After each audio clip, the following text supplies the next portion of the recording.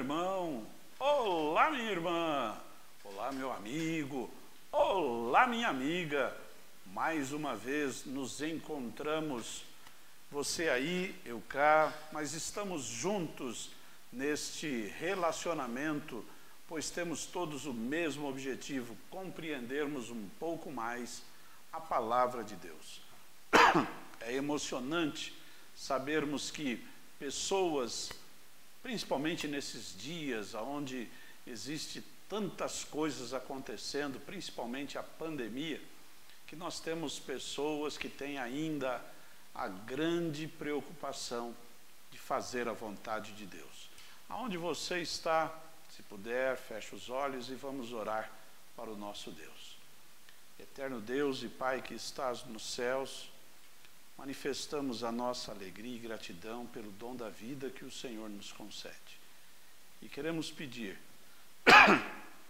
que neste momento especial, em que vamos abrir a Tua palavra, que a Tua permanência se faça em nosso meio e que juntos possamos crescer no conhecimento e na graça para um dia juntos estarmos nos céus. Em nome de Jesus te pedimos e te agradecemos. Amém. Muito bem, hoje eu tenho um tema muito importante para podermos dialogar um pouco neste, eu diria assim, momento em que estamos vivendo. Eu quero falar sobre a cura para os traumas emocionais. E quero usar como base o texto que está no livro de Lamentações, capítulo 3, versos 19 a 21. Lemos: Lembra-te da minha aflição e do meu pranto, do absinto e do fel. Minha alma certamente se lembra e se abate dentro de mim. Disso me recordarei no meu coração, por isso tenho esperança. Vou reler apenas o verso 21 para colocá-lo da seguinte maneira: disso me recordarei na minha mente, por isso tenho esperança. Todos, ao longo da existência, sofrem traumas emocionais. Ocorre quando somos machucados pela vida ou por indivíduos próximos a nós ou não. Exemplo: agressões físicas, verbais, humilhação, abandono, abuso sexual, morte e muitas outras coisas. Os traumas emocionais podem deixar feridas profundas na alma de qualquer ser humano. A dor, o sofrimento dos traumas que os outros muitas vezes nos causam, eu diria assim, é uma ferida dupla. Por quê? Porque temos o sofrimento devido ao episódio em si. E depois, o senso de impotência, pois na maioria das vezes fomos incapazes de impedir a agressão feita contra nós. Disso daí, então, vem a tristeza por havermos sido injustiçados e o temor também que possa ocorrer de novo devido à ideia da injustiça. Então, muitas vezes, fechamo-nos em nós mesmos atrás de uma muralha que nós mesmos construímos, e podemos dizer que é uma muralha construída de amargura, ressentimentos, desejos de vingança, autopiedade, medo e desconfiança. Falemos um pouco desse muro que acabo de mencionar. Por exemplo, amargura. A amargura favorece o aparecimento das doenças físicas e mentais do ser humano. O ressentimento se podemos assim dizer, é sentir de novo, ou sentir novamente, é reviver, como se estivesse acontecendo naquele momento a dor. Por exemplo, uma criança que se fere, quando você vai então trabalhar com esta criança. O ocorrido do acidente já foi, mas a experiência de reviver aquilo, né, parece que traz novamente a pele, ou aflora novamente todos os sintomas, as dores e tudo mais. Pois bem, outra coisa também é o desejo de vingança. Nos torna o desejo de vingança piores do que aqueles que nos fez algum mal, pois acabamos desenvolvendo a tirania cruel, queremos nos vingar daquelas pessoas. Ou então, existe também a possibilidade da autopiedade. É a dó de nós mesmos que nos leva a uma autorrecompensa. Quantos hoje se afundam no pecado e em suas múltiplas formas, e para compreender algum trauma sofrido, né, no passado, ou melhor, não compreender, mas compensar alguns traumas no passado, podemos aqui mencionar esta questão da autopiedade. Uma pessoa que sofre algum trauma no trabalho, por onde ele está passando, ele vai, então eu vou lá e vou encher a cara, vou beber até não querer mais. Sabe, um outro trauma que existe também é o medo.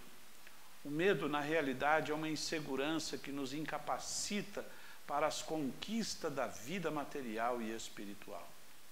A desconfiança, ela existe, pois não conseguimos desenvolver relacionamentos saudáveis.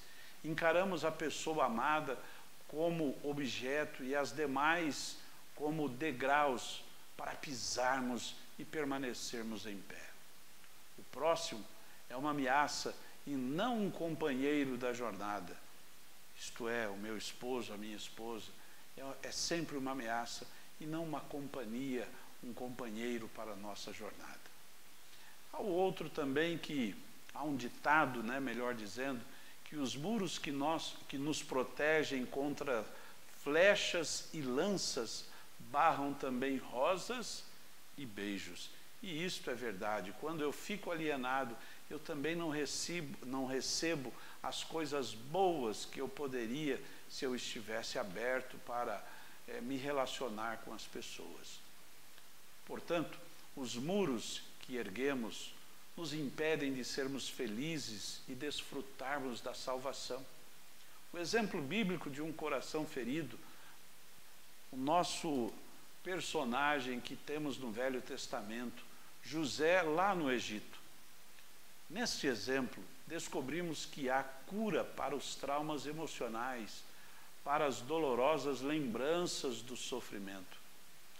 Analisemos, por exemplo, José. Era feliz com os seus irmãos, mas tinha uma predileção pelo pai, criou-se ali um grande ciúme com os sonhos que ele teve, e por fim, os seus irmãos resolveram fazer uma farsa, aonde ele havia morrido, e no fim ele acabou sendo vendido e tornou-se, portanto, um escravo. Então tudo isto marcou profundamente a vida de José, sem mencionar o período que ele esteve como escravo, preso e assim por diante. Pois bem, se alguém tinha motivos para tornar-se uma pessoa dura e vingativa, este era José. Ele poderia ter desenvolvido a amargura, o ressentimento, o desejo de vingança, a autopiedade, o medo, a desconfiança, enfim, ele poderia ter desenvolvido muita coisa, pois, ainda garotinho, ele perdeu sua mãe, Raquel, que morreu ao dar à luz a Benjamim. Era perseguido e odiado pelos seus irmãos mais velhos, 10 ao todo, filho das outras mulheres do seu pai Jacó. Sua adolescência não foi das melhores. Aos 17 anos, foi raptado pelos irmãos e, depois de ter sido ameaçado de morte, foi vendido como escravo a mercadores medianitas que viajavam para o Egito. Parecia que as coisas não podiam ficar piores, mas ficaram. Na casa de Potifar, oficial egípcio, para o qual os midianitas o venderam, ele sofreu o assédio sexual de sua patroa e teve que se manter firme. Imagine que chance ele teve para compensar o seu sofrimento, para extravasar toda a sua raiva, dar a volta por cima, mudar a classe social sua.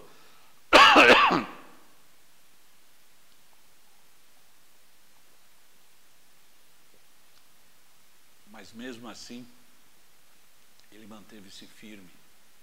Ele preferiu rejeitar esta tentação. E por causa desta rejeição, ele foi caluniado pela esposa de Potifar. Depois, foi preso injustamente e amargou pelo menos 3 anos na prisão, cercado por criminosos e abandonado pelas pessoas, os quais ajudara, como o copeiro e o padeiro. Dá para imaginar como aquele jovem se sentia? Tudo colaborava na sua vida para que ele se tornasse uma pessoa condenada à enfermidade e tristeza. Mesmo que conseguisse recuperar a liberdade e recomeçar a vida, José, vítima de tantos traumas, carregando uma coleção de lembranças dolorosas, tantas feridas abertas por vários motivos, nunca mais seria feliz. Porém, a religião que nos motiva a viver segundo a vontade de Deus, coloca em prática, ou a religião que colocamos em prática, faz toda a diferença na minha vida, como fez também na vida de José. Ele sabia que o ouro precisa ser refinado no fogo para ser puro. Sabia que as provações são obreiras de Deus na lapidação do caráter cristão.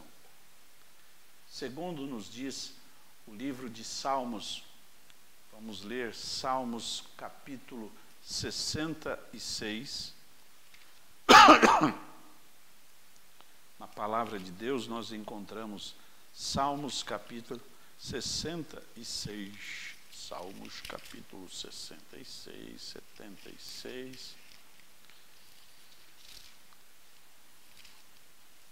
Nós encontramos então o seguinte, nos versos 11 e 12, onde lemos: Tu nos metestes na rede, afligiste os nossos lombos, fizestes com que os homens cavalgassem sobre a nossa cabeça. Passamos pelo fogo e pela água, mas trouxeste-nos a um lugar de abundância. E Lamentações, capítulo 3, versos 22, nós lemos: as misericórdias do Senhor são a causa de não sermos consumidos, porque as suas misericórdias não têm fim. Por isso, ele se manteve firme, José se manteve firme nas promessas de Deus, submisso à lei dada por Deus lá no Sinai. Desta forma, os planos fanáticos ou fantásticos de Deus para a vida de cada um de seus filhos se cumpriram naquela vida. Ocorre uma virada espetacular. De simples prisioneiro ou de escravo, tornou-se primeiro-ministro da superpotência mundial da época. Tornou-se um dos homens mais ricos e poderosos do planeta. Agora, se quisesse, ele poderia vingar-se de Potifar e principalmente da sua mulher, dos mercadores medianitas que o levaram para ser vendido, compraram por um preço e negociaram outro, e sobretudo ele poderia se vingar dos seus irmãos. Pergunto, o que você faria no lugar de José? O que você faria com as pessoas que pisaram em você? Se José tivesse se vingado, jamais teria sido um homem amável, sensível, notável e feliz. Jamais teria se firmado na verdade e na salvação. Porque Gênesis 41, 51, nós encontramos: Deus me fez esquecer. Será que não é esta a nossa necessidade hoje? Esquecendo-me de muitas coisas com a ajuda de Deus que para trás ficaram. Será que não seria o momento da gente pensar em restaurar a nossa alma olhando para frente? Vejam que bênção o relato de Gênesis, capítulo 50, versos 14 a 21. Ali nós encontramos que José combina injustiça, inveja, traumas emocionais com uma palavrinha muito importante: o perdão. A arma mais poderosa que Jesus nos deixou. Quer ver só? Vamos ler lá em São Mateus, capítulo 5, versos 39. Mateus, capítulo 5, verso 39 a 42. Então nós lemos: Eu, porém, vos digo que não resistais ao mal, mas se qualquer que bater na sua face direita, ofereça-lhe também a outra. E ao que quiser pleitear contigo e tirar-te a vestimenta, larga-lhe também a capa. E se qualquer te obrigar a caminhar 1 milha, vá com ele 2. Dá a quem te pedir, e não te desvie daquele que quiser que lhe emprestes. Veja, a palavra de Deus aqui é bem clara, não é? Deus, Ele quer que nós tenhamos uma conduta diferente no meio desse povo que age de maneira egoísta na atualidade. Isto é, Ele não quer que nós reivindiquemos de forma assintosa qualquer coisa.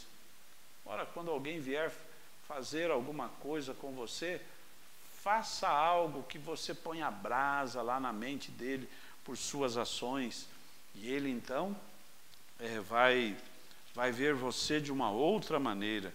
Veja, Mateus capítulo 6, verso 12, nós lemos: perdoando-nos as nossas dívidas, assim como nós perdoamos aos nossos devedores.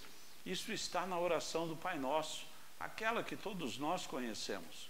Portanto, perdoar é mais que uma demonstração de grandeza de caráter. É um ato de libertação e de conquista. Perdoar é libertar-nos do domínio de quem nos magoou e da opressão de Satanás, que é a mágoa e o ressentimento em pessoa. Perdoar é o ato mais desconcertante que existe, pois nossos inimigos jamais esperam por isso. Perdoar é deixar de viver no passado, é livrar-se, eu diria, daquele momento, daquela situação que vira e mexe vem à nossa mente. E quando isto fazemos, acabamos desfrutando o presente que Deus nos oferece.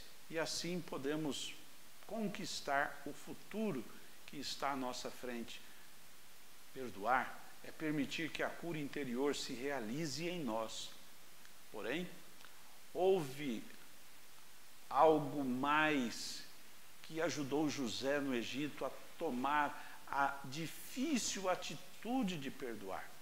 Vamos abrir a palavra de Deus, no que está lá no livro de Gênesis, no capítulo 50,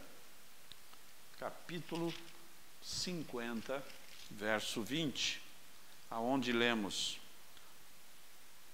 vós bem intentastes mal contra mim, porém Deus o tornou em bem. Olha que coisa fantástica. Para fazer como se vê neste dia, para conservar em vida um povo grande. Veja, irmãos, pelos olhos da fé, ele foi capaz de enxergar uma profunda verdade espiritual. José viu que o Senhor converte em bênção o mal que intentam realizar contra nós.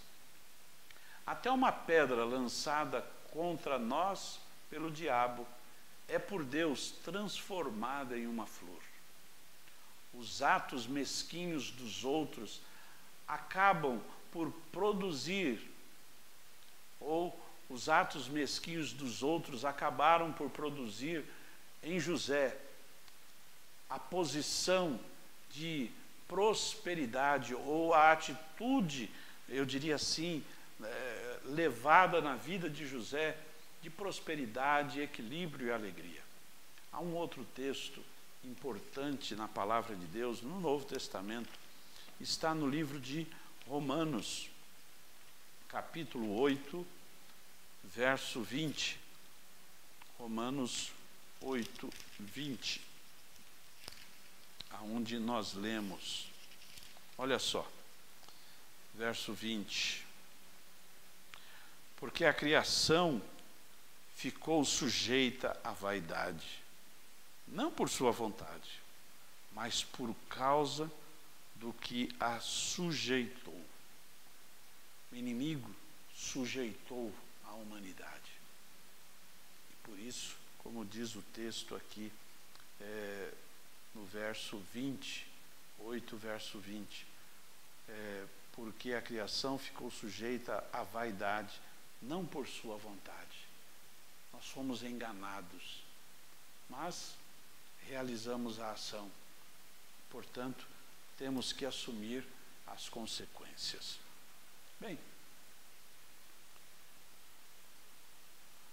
um rei caçando com um conselheiro, acidentalmente a arma que ele estava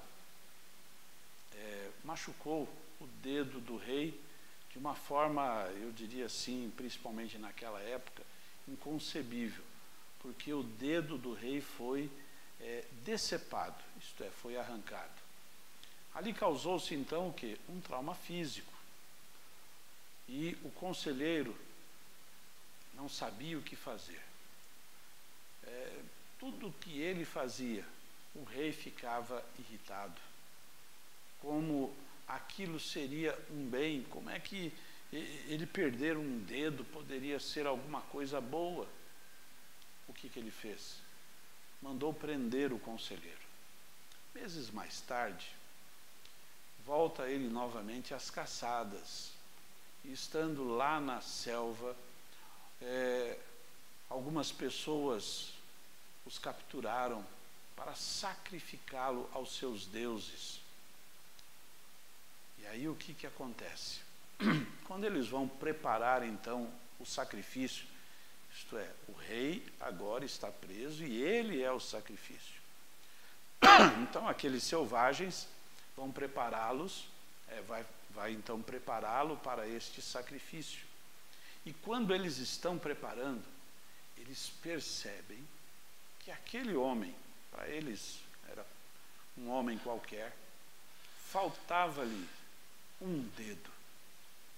E em decorrência deste dedo que havia sido decepado, numa outra caçada com o seu conselheiro que ele mandou prender e que estava preso, eles então, olhando aquilo, disseram: soltem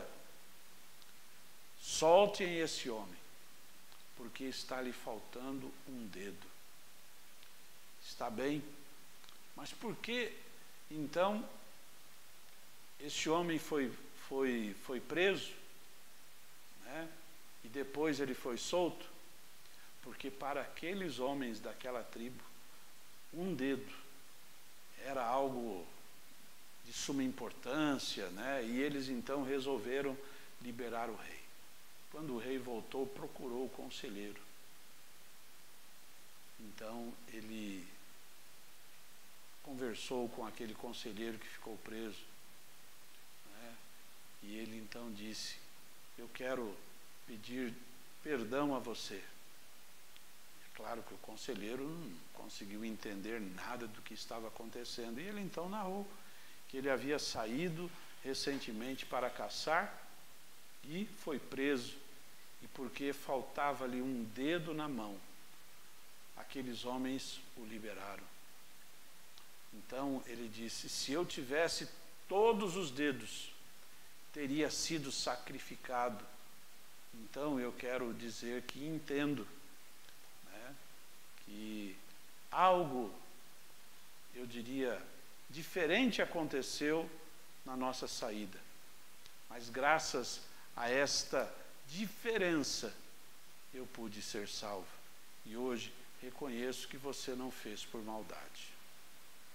Meu amigo, meu irmão, minha amiga, de uma forma surpreendente, os sofrimentos que José experimentou foram usados por Deus para fazer dele um homem feliz. O que você acha que eu vou dizer agora? O mesmo acontecerá com você e comigo.